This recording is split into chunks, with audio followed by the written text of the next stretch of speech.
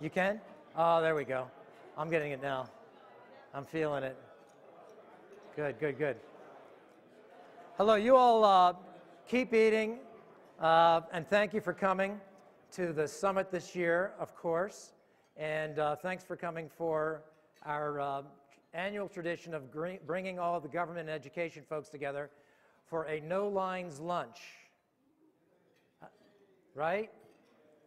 I'm Paul Smith. I run the public sector out of Washington, D.C. And I always have to follow that up with, I'm here to help. Always works. I'm going to use a cheat sheet today. I put this together at 8 o'clock. The meat of the panel is coming up in a second. But just to kind of take a straw poll, we had a lot of government folks here this year from around the world. So could I just get a show of hands if you're partner, contractor, or government end user badged? How many people here represent, in some form or fashion, the federal government, federal U.S. government? Okay. How about state and local government? Okay. How about education? Wow. Okay, good. Now, how about outside of the United States? Any Canadians? Let's see. Is it Singapore in the back? I can't see. The lights are in my eyes. Okay, so we had a great group of folks with us this week. My brain's hurting. I usually have to go home after Summit and study for the next 2 weeks to understand everything. There's a lot of command line language up there for the sales guy, but this is a tech summit, so we do appreciate that. So the theme this year really was really around culture, right? We talked a lot about culture. The theme line really was about the impact of the individual on culture and what can I do to create a culture, what can the individual do to create a culture of innovation. So today we're going to get a little bit of a government and education perspective on that. So yesterday I was actually in a session that our Sean Wells was moderating, and it was really around cyber and what can we do to build a trusted infrastructure. And there was a captain, Chris Aspey, was there from the Army Cyber School. I don't know if Chris is in the audience or not, but he actually hit on something that I think we all know, but we sometimes don't think about that much. But he says it's really, it's broken down to, it's really all about people, process, and technology. And with the people part probably being the toughest. So this week, we were exposed to many success stories around modern application development. And technology, one of the three, is obviously the enabler. We heard from Optum, if you were at the Red Sox games last night, right in center field, and you looked over the back of the stadium, they have a big building there with their sign on it. They're using OpenShift and moving 10,000 developers to an Agile type of modern application development mode and trying to create a startup mentality. So that was kind of impressive. Deutsche Bank, so that we've got healthcare, now we've got banking, taking 10,000 applications and over 45 operating systems and using OpenShift as an example. I love this line, as the carrot-flavored stick. I thought that was great, right? So you have to create the environment, but hopefully their hearts and minds will follow, right? So I'm going to use that a couple of times. This week we also, so that and many other things kind of talk to like the technology piece of that people, process, and technology. On the tools side, a lot of announcements this week and even more coming today. So another, thing to take home and study, if you will. But I thought impressive and getting a lot of positive feedback around things like OpenShift.io, which is an online development environment with all the tools, the latest versions, container-based, to help speed up the time to value. And as Paul Cormier said from one of his keynotes, what we do and what open source companies like us should do is make the complex consumable. So I think OpenShift.io tries to make that happen. And then you heard a lot about Open Innovation Labs. Internally, we call it OIL.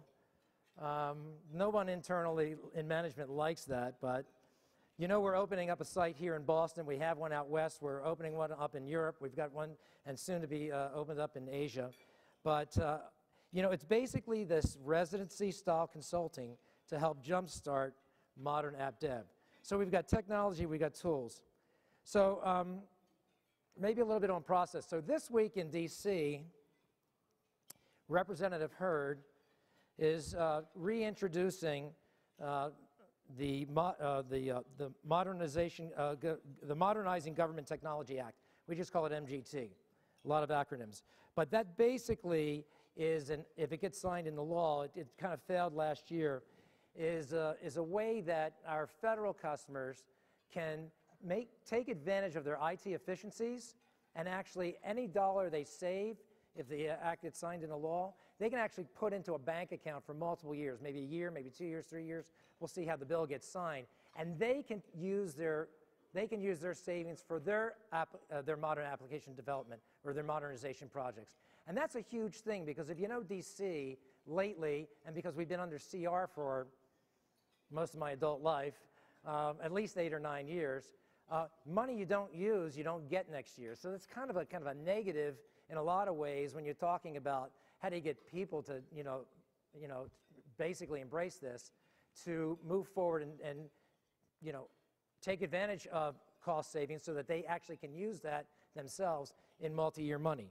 So some of you may know that on the federal side, I saw a lot of hands for federal, that Rob Klopp, and I know some SSA folks are here too somewhere, actually was at a forum last week. He's an ex-CIO, just left. He served under the Obama administration as a CIO for SSA. But he basically was speaking at a conference, and he talked about how during the Obama administration, IT was a priority, right? It was a priority. As a matter of fact, open was a priority. We got introduced very early on to things like collaboration, transparency, participation. So the Obama administration basically started the way and actually made IT as a priority. So this is Klopp speaking, not Paul Smith, and he said, but the Trump administration is making IT an imperative. So that'll be the test of time to see how that plays out. But things like MGT will actually help make IT an imperative, because the money will flow in the right ways that makes things happen. So he talks about some successes that he had, and he had a lot of successes. He was a big proponent for modernization, and he took one very conspicuous program, which was a disabilities case processing program, a COBOL-based program, and moved it to modern technologies using Agile types of processes and so forth. And we do a lot of work with them as well in some areas that we're not really talking about yet, but we're very excited about the partnership that we got started with Rob and all of his folks. He did say that one of his failures, however, was that he didn't quite get to change the culture from really looking at IT as a priority to an imperative. But he cites the Modernizing Government Technology Act as a potential vehicle to actually help make that happen. So that September rush doesn't, you don't have false priorities in terms of what's going on with your money. So if you can put a checkbox next to technology, because most people say technology is not the big issue, although it continues to move down the road, and many exciting things happen this week. If you take a look at process, when I take a look at things that are policy or laws or things inside of companies or inside of agencies that just have to set up the rules for how do we engage, we'll give that maybe a work in progress. The people piece, back to Captain Aspey's piece, remains the challenge. And culture is the key. Culture is the key to that. I was just downtown last week at Mike Hermes's office. He's CTO for all of Homeland Security, and they spend a lot of time just thinking about culture, all the way down to workspace. And of course, tech companies in particular were really kind of keyed into, open air, lots of light, and things like that, but things that really kind of drive intuitively collaboration and things of that sort. So I think interestingly, from some of the key presentations on stage, there were 3 government examples for Innovators of the Year. If you were in for the Jalisco from Mexico, I think what they did was they did a very good job of differentiating between the how and the what. Technology is the what, process and procedure might be the how. the why is really that's something that people need to get to, and that's what humans really need. How do I take something that's compelling, like get this done? That's a compelling motivation to, I want to do this. It's something that's important to me, important to the community, and important if you're a public company to the shareholders. If you're in government or education, important to the citizens or the student body. So how do you get to that? So Halesko actually talked about, and they were very proud to say they were the Silicon Valley of Mexico. I love that line too. But getting citizens involved and using modern architecture to deliver services faster to the citizen. So there's a little bit of a why in there. British Columbia, by actually standing up the BC Developers Exchange, looks at their raison d'etre as government being a springboard for innovation. And then finally from Singapore, you had GovTech, the agency in Singapore, that actually demonstrated that a really cool kind of a smart city app, phone app, that would help people in crisis actually hit the app and actually learn how to, very quickly get, do CPR and save lives. And what was really telling, the why on that at the very end was the most important thing, I think, because he said, every life is precious and every second counts. So that kind of compels people with a real mission, a real purpose, and a shared purpose to want to get things done. So if the technology piece is a checkbox and the process and procedures are a checkbox, these three government agencies were really kind of tackling the why. And for those of you that are fans of Simon Sinek, as I am, he's got a great TED Talk out there. I highly recommend it. It's only about 12 or 14 minutes. It's based on his book, Start With Why. So I think that's where we need to move the conversation. So today, David Egts, who is our public sector chief technologist and star of the Dave and Gunnar blog show, radio show, will be moderating some folks from academia, from one of our key partners that actually are implementing these solutions, from the DoD, and I already mentioned from Homeland Security, because these folks are all in a conspicuous way delivering modern applications, but they all wrestle with how do we get everyone on board. So with that, I'm going to let Dave come up, introduce the panel, enjoy the rest of the lunch, and for the Red Hatters in the room, if you guys would just stand up for a second so people can see who you are.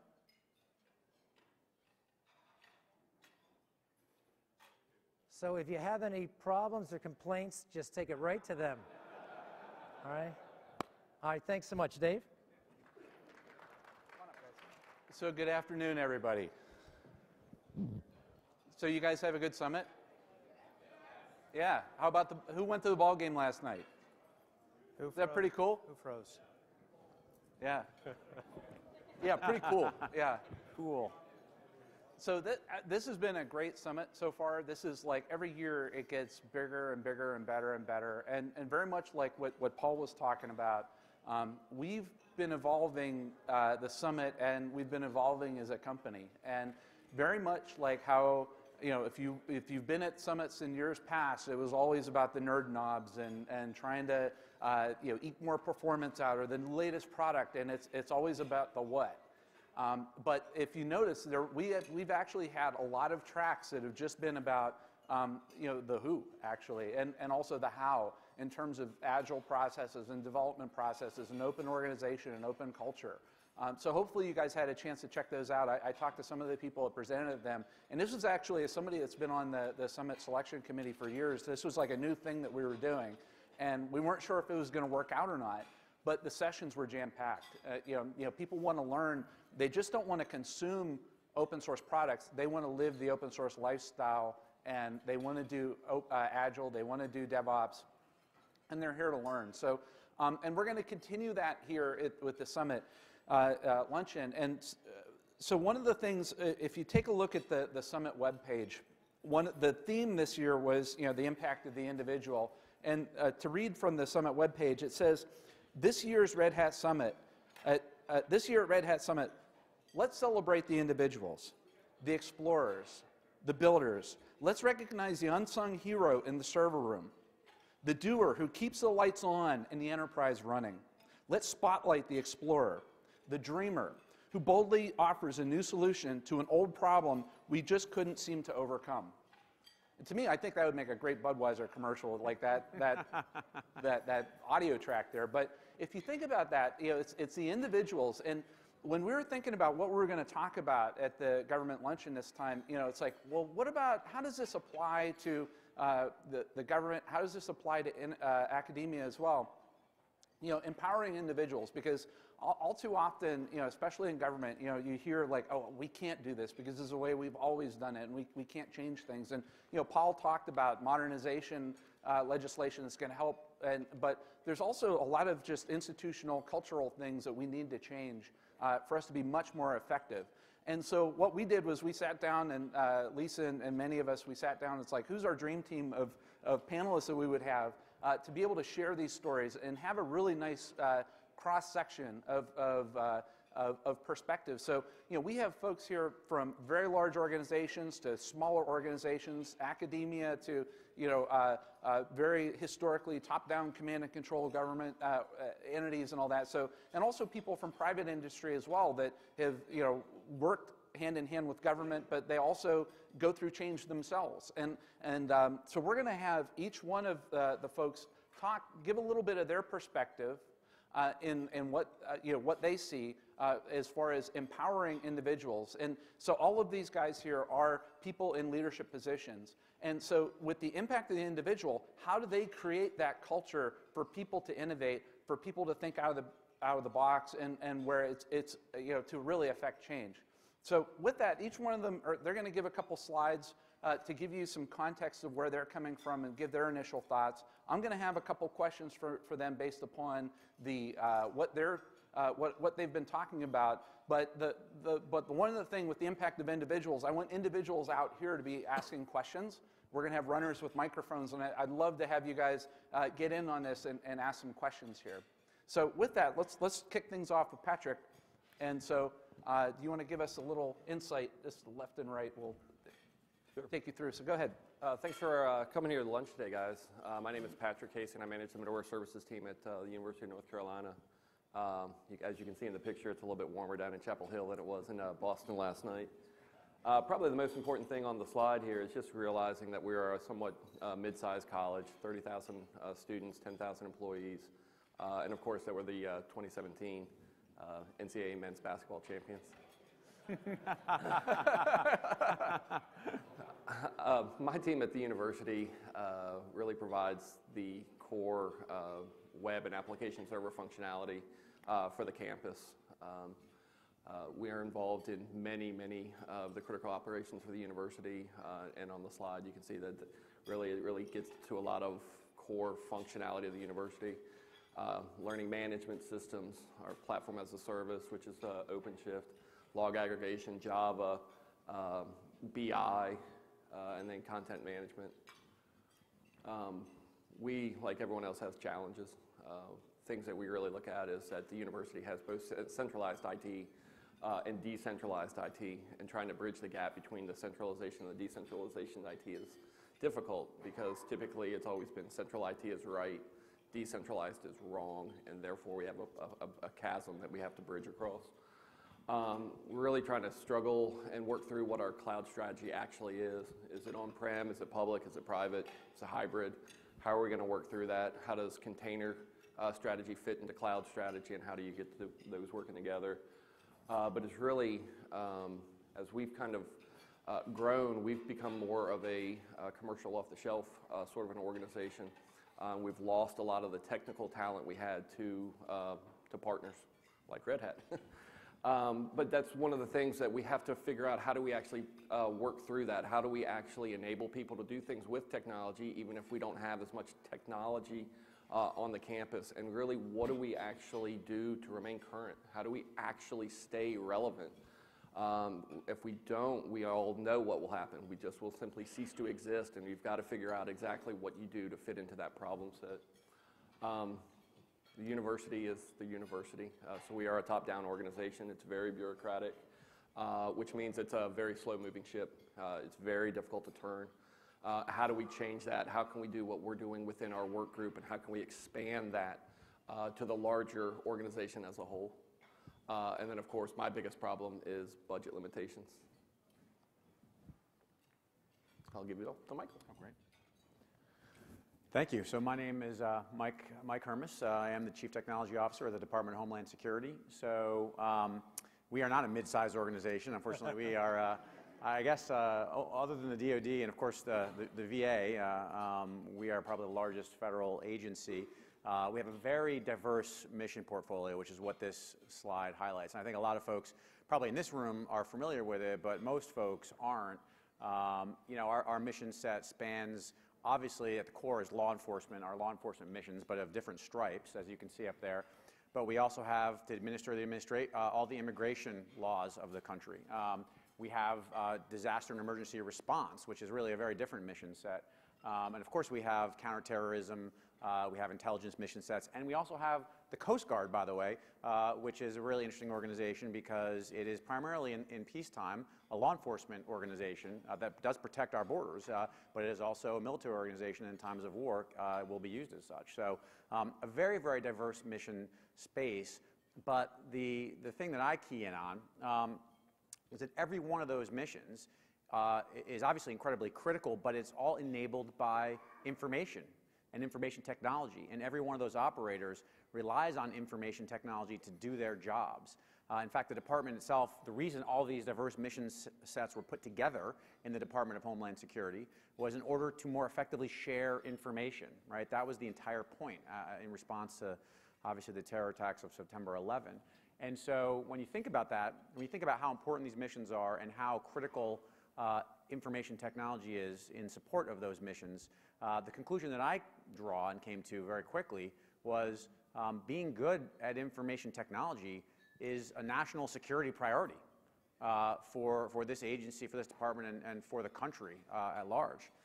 And I think if you assume that we have to be really good at information technology, then you start to say, okay, well, we better understand the landscape we're operating in. And as you all know, as these kinds of events highlight very clearly, it's a rapidly changing environment. It's rapidly evolving. This is, you know, just a few, you know, fairly timeless snapshots of how things have changed and are continuing to change.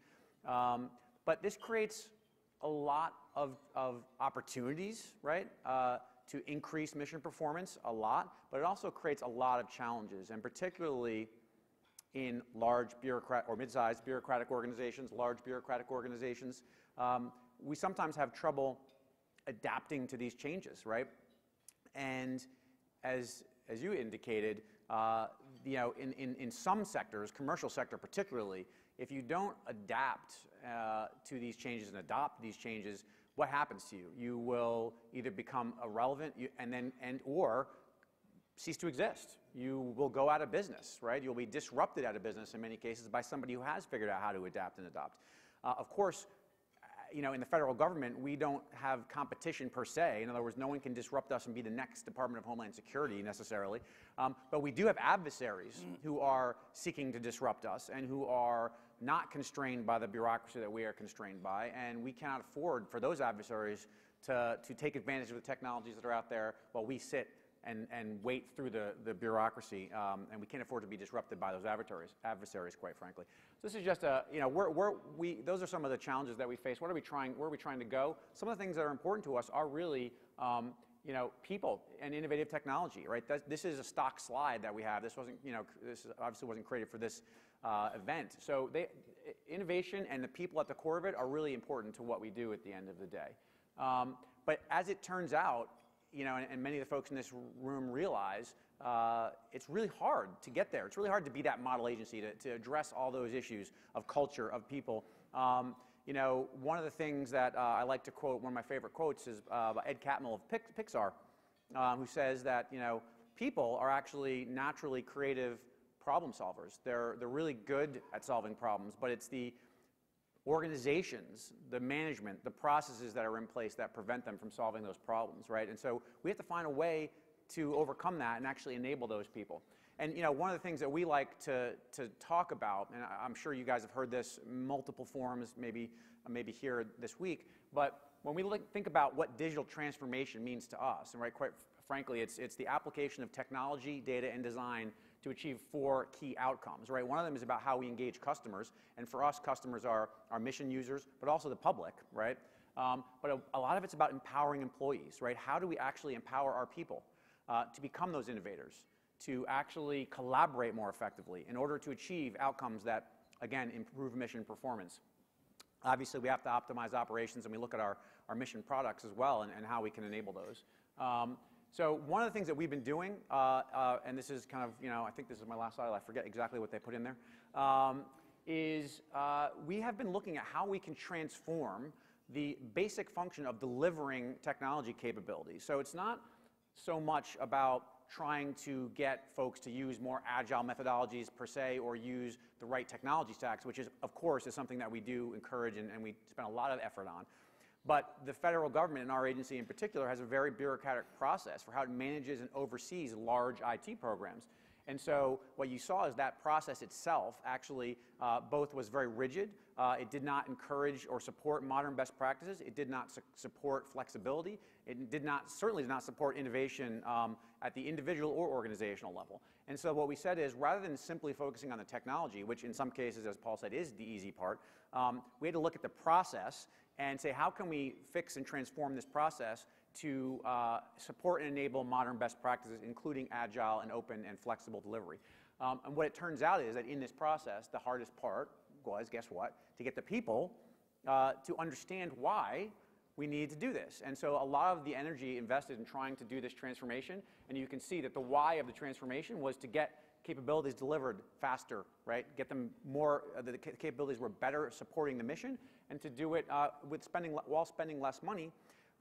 We had to get folks to understand how their particular job could, work in this new environment, how their mission, their little slice of the mission, would be positively impacted by these changes.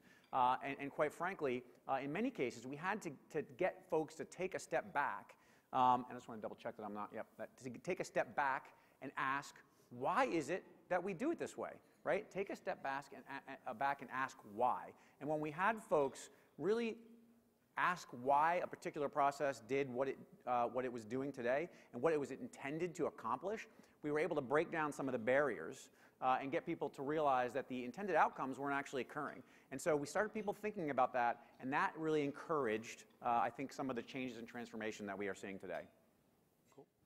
Great, thank you. All right, so good afternoon, everybody. My name is Kobe Holloway.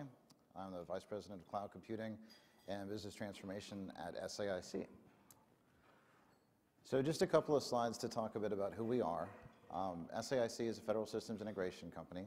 The public sector is our primary customer. We have a little bit of work in commercial, international, state and local, and education, but primarily the U.S. government is our customer. So given that this panel was about empowering the individual, in talking this over with the group, we thought it would be appropriate to talk a little bit about our organization and our own journey over the last 4 years. So SAIC in 2013 decided to change the way we operated internally in a very dramatic way. We restructured our organization into a matrix construct. And the reason that we did that was specifically to give individuals better access to their peers, to give our customers better access to the knowledge that we create, and have access to ourselves across their peer base, right? So we wanted to enable that communications fabric between our programs and customers and our internal teams that were all doing very similar work. So to that end, let's see, yes, we created service lines. And what these are horizontal concentrations of technical domain expertise. So I'm responsible for our cloud computing organization, which sits within our cyber cloud and data science service line. So all of the employees in our organization support multiple customers across multiple programs, and we're no longer siloed and structured in a way that prevents them artificially from being able to share the knowledge, best practices, lessons learned, and organic capabilities that we develop. So that has unlocked an incredible amount of potential within our organization over the last 4 years. One of the things that we have observed that's been an incredible benefit to both SAIC and our customers is we have created a communications fabric across the organization that allows different parts of the government to access the work that they do. This has helped tremendously in sharing knowledge, capability, and development activities across the whole span of customers that we support at SAIC. So everyone talks about people, process, and technology, right? Those are areas that we always focus on. I think a more important dimension, though, is culture, right? I've heard culture multiple times on the stage just this morning. So by restructuring the entire company in a way where we made it really clear to our employees that they were the most important part of our organization, we dramatically changed the culture. And now we have a culture of sharing, a culture of collaboration. We put in place the appropriate tools to allow and unlock that. And today, 4 years on from this organizational transformation, we're far better positioned to help our customers, execute the incredibly important and critical missions that they're responsible for. So we'll talk about that more, I think, as we get into the questions. But I wanted to give you guys, that foundation to understand what we look like and how we perceive the absolutely necessary empowerment of the individual within our company. All right, Colonel Chris Wade, U.S. Army Cyber School, Fort Gordon, Georgia, down in Augusta.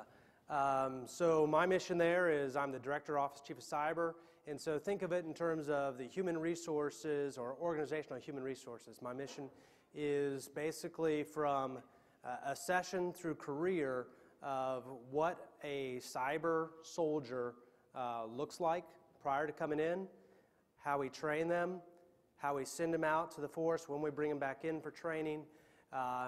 So we look at it, I'm deeply concerned about who the individual is. So as we look at what we're doing is that I'm actually going to go to the next slide first. So we're going to provide forces out to the U.S. Army and to the Joint Forces. And so what we're building is we're sending individuals out to be defensive cyberspace operations or offensive cyberspace operations. And so they're going out to our national mission teams. Think of them working up alongside of our enterprise partners, NSA, DHS, the rest of the intelligence community at that level. Then at the combatant mission team, we're building combat mission teams. And those are directly in support of our combat mission. Think of CENTCOM, PACOM, NORTHCOM, etc. And so we're building teams there. And then we're also building out our defensive forces at the cyber protection teams. And those are both at the combatant command level, going out in support of those higher level organizations, but also focused at Army problems as well. And so you look at the number of teams. We have active duty as our primary focus right now. We are starting to roll out and build those teams into the National Guard and our reserve forces. But if you look at the numbers right there, those are not a lot of people. So we talked about disruptive technologies. The cyber force is 2 years old. So I would think of us as a disruptive technology inside of the U.S. Army. And so we are challenging our traditional IT security processes by focusing on individuals who understand that environment and that domain, but then are able to leverage it to create the effects of defensive cyberspace operations and offensive. And so think of us as, some of them are the hackers and some of them are actually the higher end defenders who are going to do something inside of our networks to protect us that goes beyond just simple remediation or STIGs, IAVAs, or taking a piece of equipment offline, re-imaging it. We might decide that we want to perform some other type of operation. So that's what we're building, all the way from an enlisted soldier recruitment through career to make potentially sergeant major, our warrant officers and our officers, again, from that lieutenant rank all the way up through colonel. And we are bringing on our first general officer, Brigadier General Hersey, who's going to be coming on here to the cyber school this fall. So let me go back one. Okay, so we have those individuals that are building, and so this is who we're going out and supporting. So the bottom left there, you see the cyber school. We're doing all the building, the individual training. One of the reasons we're here is because one of the high-speed captains that we have was thoroughly frustrated with the ability to teach and provide the instruction on the platforms that we had. And so he looked across the spectrum. He found OpenStack and some other things that were more collaborative, could easily be scalable, flexible. And so he brought that in and started building the servers and the equipment and putting the lesson plans there. So that's just in a small scale of what we're trying to do. But as you think of it, is that we have the individual training that goes on at the cyber school. They go on to serve in those teams. They're serving across the nation. They're serving across the world, whether it's in the CENTCOM area of operations or if they're at Fort Gordon, Georgia, Fort Meade, Maryland, et cetera. How do we continue to maintain that training? So that's something that we're looking at. But talk about a highly bureaucratic system there. So this is not necessarily our C2, but we have U.S. Cybercom. We have the service components, Army being one. They go out in support of those combatant commander missions. And so you think about who's your daddy and who's giving you the order, and it suddenly gets really complex, and you have multiple competing problems. The really thing that I think is the most exciting is that we're challenging it across the board, is that yes, we have a high C2 type organization, but inside of those teams is that the leader is not necessarily the smartest guy in the room or the smartest guy in the team. And so how can we continue to innovate at the team level using those high quality individuals that we're bringing on to be a part of our cyber force, and then get them involved in the missions, continue to train them. What we see as a challenge in the near future is how are we going to retain those guys after we get them all that training. But what we see is that if we can keep them for that first term of enlistment, if we can keep a third, then we're sending 2/3 of those back out to your companies and or back to our government, whether they go work at DHS, NSA, some of the other agencies, or go to private industry. We see that as a win in terms of investing back into our country. So that's kind of what we got going on with the cyber school. And so as we go through in the questions, hand it back over to you. Okay, thanks, Chris. So, like I said, I need your help. I need some individuals to come up with some good questions, but I have a couple to start off with. But we have mic runners around, so feel free to raise your hand and we'll get you a question up. But I have taken a ton of notes here and a lot of questions for you guys. But one of the things, I know, Chris, maybe we'll start with you, but like attracting and retaining talent, I think is such a challenge. It doesn't matter whether it's private industry or public sector. The demand for capable technical resources, you train them all up, they leave, or how do you attract and train people? What are some, like if you were to give the folks advice here as far as attracting and retaining people and creating that culture, do you have any advice for folks to be able to do that, from attracting and retaining folks to join your team? I think the mission sells itself. The ability to put somebody on network and to defend our country in terms of be able to apply skills that if he were to do it in a civilian capacity could end him up visited from DHS or some of our other national security apparatus. And so that's one really neat thing that we have. But we are challenged. As we look at it, first they have to meet the requirements to be a U.S. Army soldier. Yeah. And so as we look, that's becoming more and more difficult. Physical fitness, a desire to come and do this. So I think it's the mission that sells it. So we are going to find those young men and women that are exquisitely talented, maybe already have some skills.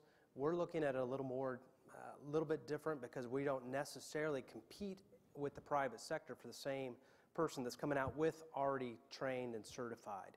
Mm-hmm. Is that we're looking at how can we find somebody with the right aptitude and bring them in, provide them the training, put them in the right place, give them the resources, and let them thrive. Okay, a jump ball for you guys. I'm sure you guys are facing the same challenges from attracting and retaining talent. Yeah, we really look at this problem differently because of our cost structure and compensation package. What we've tried to do is to really look at how do you empower the individual employee. How do you actually give them autonomy to make decisions and or suggestions themselves?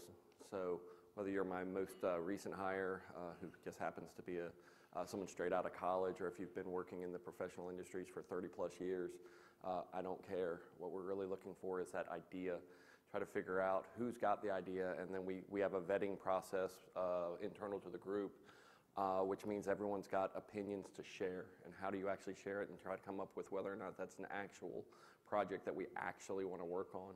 That sells to people. People want to have a part of the decision-making process. People want to be able to drive directions on strategies and how we're going to do things. I think that's really been the biggest thing for us. So we're in a great position in that we get the advantages of having customers who have outstandingly appealing missions, right? So we get to get the advantage of that as well. But we also have created an internal culture of individual empowerment. And one of the things that I think has helped the most there is that we have real direct access from the individual contributors in the field, the brilliant, smart, technical folks doing the work and engaging with the customer every day, directly to our most senior leadership. They can post a question on our internal collaboration platform and get an answer sometimes within an hour from our CEO or our sector president. Sometimes it freaks people out, but after they get used to it and start to see that people are really listening to them, that makes people very sticky. The other thing that we've done that helps immensely is we have created that fabric of technical expertise and domain experts. Smart people like to work with other smart people. So when you put them together and they're able to share experiences, collaborate, share technologies that they like, that they love, that they've become familiar with, share an automation script, share a piece of code, whatever. When you get these folks together and give them access to each other, they create their own self-organizing communities. I'm a big fan of self-organization, right? You put people together who are smart, and they're going to create a culture. Give it just a little bit of guidance and put a few guardrails up, and you end up with an organization that creates its own stickiness. And I think that was what we've done at SAIC over the last 4 years. Yeah, I'll footstop some of these themes, but just like the military, we believe that our mission is our probably most compelling asset in terms of recruiting folks. But there are other elements, there are limits to how far that goes when you can't have somebody who is used to a certain environment, whether it's the space, whether it's the organizational practices, whether it is the tool sets that they have available to them to do their jobs.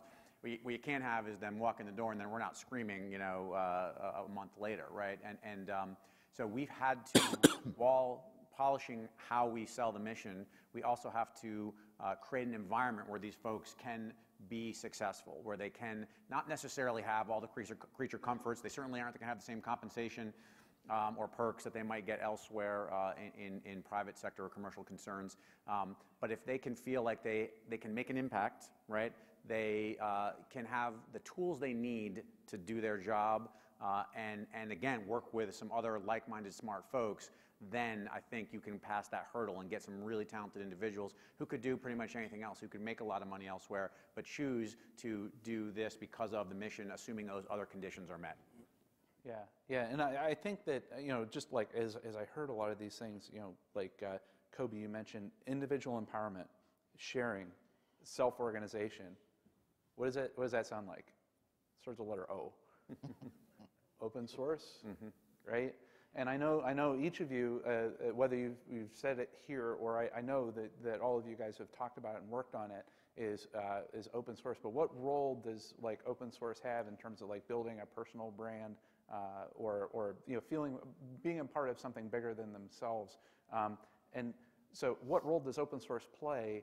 But also how does with the whole, it's like, oh, we can't do open source because that's our intellectual property, especially with that. I've heard that a lot with system integrators in the past. How do you overcome those challenges when they face objections from management when it comes to open source? No, that is a tough one. What we have done is and you guys have been a big help with this actually, we've been able to establish ways for our folks to contribute back to the open source community in advisory capacities.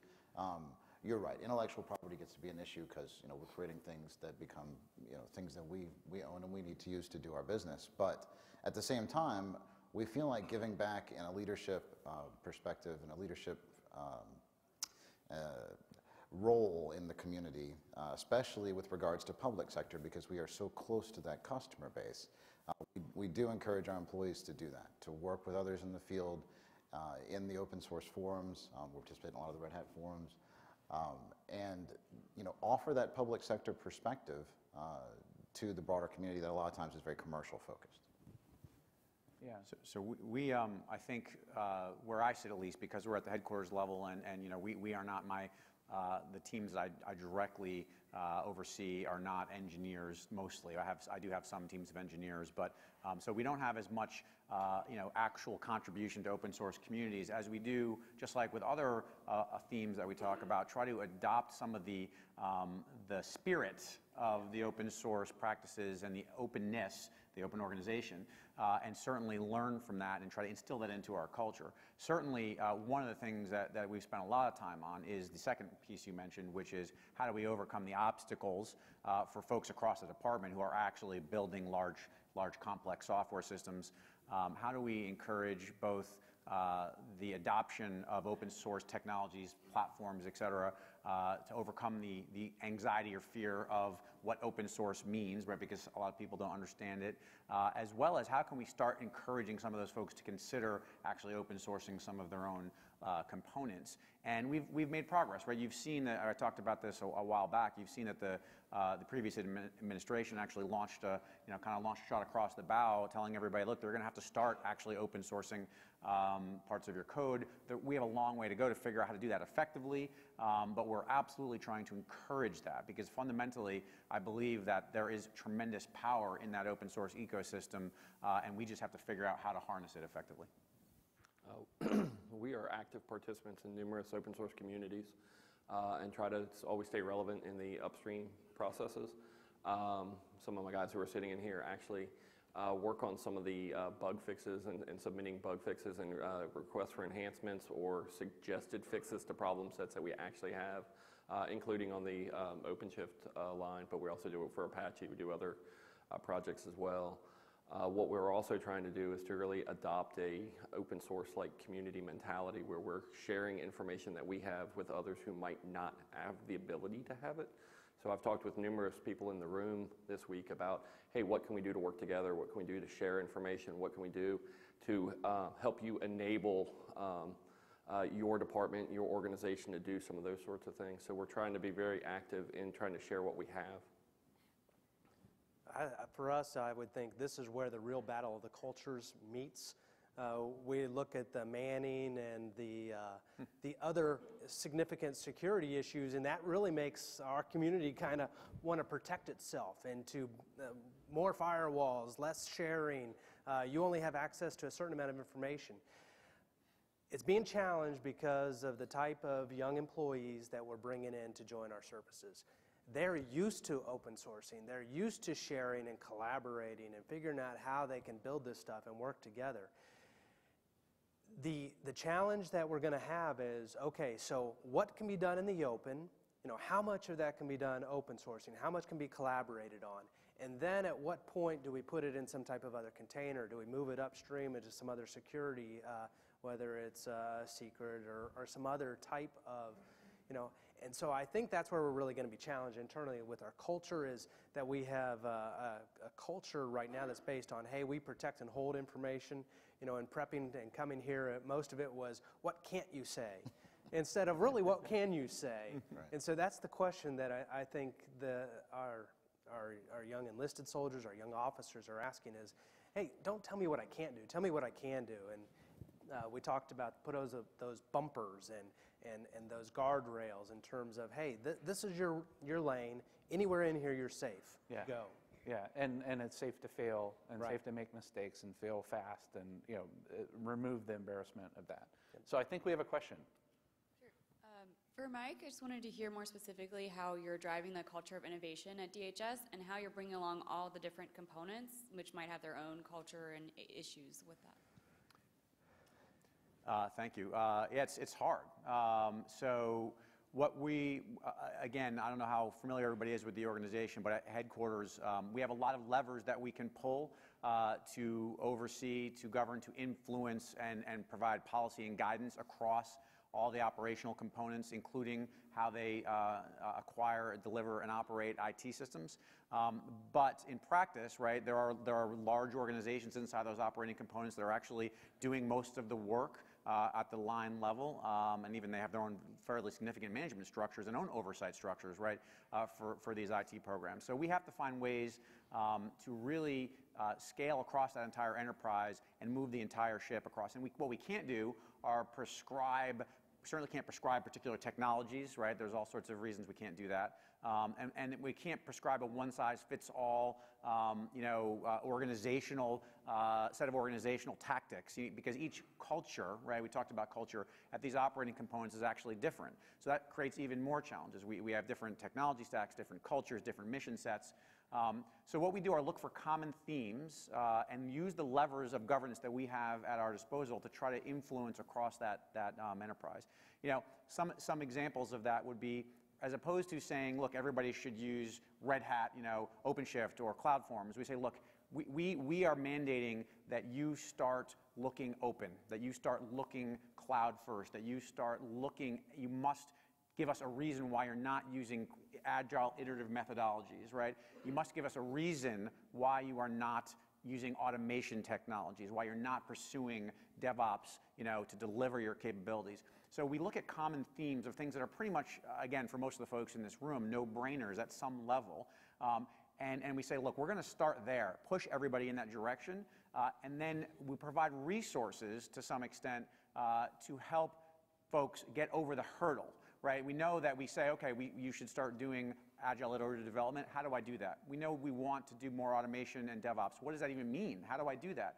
So we can provide the guidance and the policies, but then we also have to provide resources. And some resources we can provide ourselves, some we can point to, but we put that all together to, we believe, slowly evolve folks up that maturity chain to get to the point where we want them to be. Okay. And so we have a question in the back. Go ahead. And we have one coming up here. My name is George Bachmanov. I'm from NCI. I heard Colonel Wade, right? You guys having challenge to recruit talents, right? I was just, since we have the DHS here, they started, organizing hackathons, and I was just wondering, are you guys interested in, running your own hackathons? I mean, it's not only a good way to actually award contracts, but I think it's actually an excellent recruitment tool. And by the way, we are organizing at the end of the year a hackathon. Are you interested in, co-sponsoring? Because we're thinking about what in the hackathon should be. No pressure. No pressure. Thank you. Yeah, my contracting officer is somewhere outside. Now, yes, we do a lot of participation in hackathons. We do them internal. I don't know how many of you are aware of the Hack the Army that the Secretary of the Army did last year. They're getting ready to do another one in terms of, hey, take a look at our systems on our outward face and go ahead and find those vulnerabilities. So really unique times to do that. We definitely look at those, especially at the high school level, those as talent identification.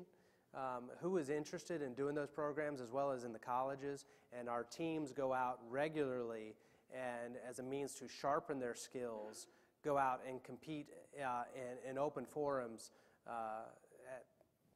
across the board. Okay, so we got one question here. Hopefully we get the one in the back, but we're going to have to wrap soon. Go ahead. So primarily for Mr. Hermes and Colonel Wade, you guys have both mentioned a couple times trying to be more agile and trying to be more nimble in your processes. Clearly our adversaries are not bound by those constraints. So how do you stay in step with them when you have policy that sometimes gets in the way, but they don't have that? How do you make sure that we're still being forward focused on that?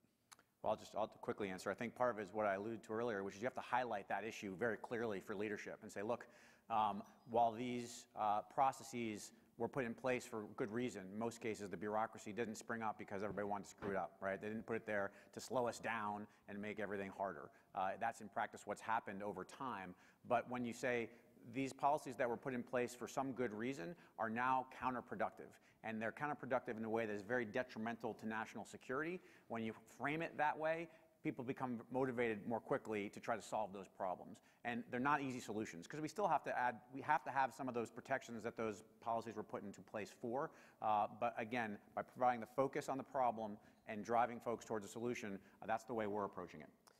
For us, I would say risk. So as you look at the National Command Authority and their tolerance for risk, we've seen the ability to get their heads to start to shake yes. And it's been iterative. If we start looking at operations all the way back to, say, 2001, we got a whole bunch of no.